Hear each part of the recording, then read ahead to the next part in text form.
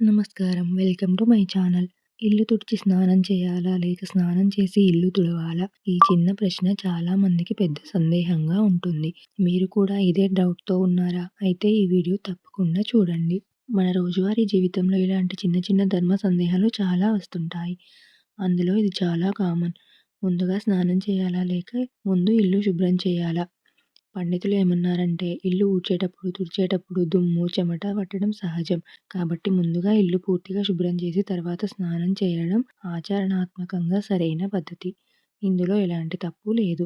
ఇంకా లాజిక్ గురించి మాట్లాడుకుంటే ముందు ఇల్లు తుడిచి ఆ తర్వాత స్నానం చేయడం ది బెస్ట్ ఆప్షన్. ఎందుకంటే డస్ట్ అలర్జీ, మనం ఇల్లు తుడిచేటప్పుడు లేదా ఊడ్చేటప్పుడు గాలిలో కంటికి కనిపించని దుమ్ము వస్తూ ఉంటుంది. మనం ఆల్రెడీ స్నానం చేసేసి ఉంటే ఆ దుమ్ము మళ్ళీ మన చర్మంపై, జుట్టుపై చేరుతుంది. ఇల్లు తుడవడం అనేది ఒక ఫిజికల్ వర్క్. పని చేసేటప్పుడు కొంచెం అలసట, చెమట పట్టడం సహజం.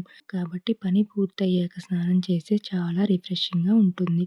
ఇంకా మన పెద్దలు చెప్పే మాట ప్రకారం ఇల్లు అనేది లక్ష్మీదేవి నివాసం. ఇల్లు అపరిశుభ్రంగా ఉన్నప్పుడు స్నానం చేసి ఏం లాభం? అందుకే ముందు ఇల్లంతా శుద్ధి చేసుకొని ఆ తర్వాతే మనం స్నానం చేసి శుచిగా దైవ ప్రార్థన చేసుకోవాలని చెప్పారు. సైన్స్ పరంగా చూసినా కూడా క్లీనింగ్ అయ్యాకే స్నానం చేయడం వల్ల బాడీ టెంపరేచర్ కూడా సెట్ అవుతుంది.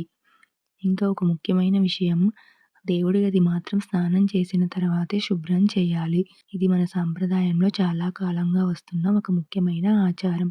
మరొక అపోహ గురించి కొంతమంది అంటారు స్నానం చేయకుండా బయటికి రావద్దు అని. కానీ పూర్వకాలంలో బాత్రూమ్‌లు బయట ఉండేవి. అప్పుడు వాళ్ళు ఎలా జీవించేవారు? అందుకే ఈ నియమాలను పరిస్థితులకు అనుగుణంగా అర్థం చేసుకోవాలి. వంటగది విషయంలో స్నానం చేయకుండా వంట చేయకూడదు. ఇది సరే. కానీ చిన్న పనులు, కాఫీ తాగడం, పాత్రలు సర్దడం కోసం స్నానం అవసరం లేదు. చీపురు గురించి, చీపురును లక్ష్మీదేవి స్వరూపంగా భావిస్తారు.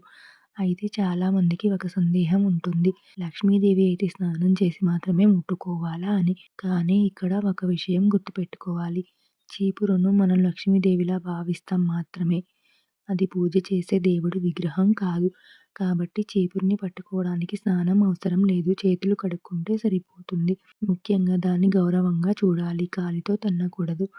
ముఖ్య సందేశం: నమ్మకం ఉండాలి కానీ మూఢనమ్మకం కాదు. ఆచారాలను మన సౌకర్యానికి తగ్గట్టు పాటించాలి. పెద్దల సలహా కూడా చాలా విలువైంది.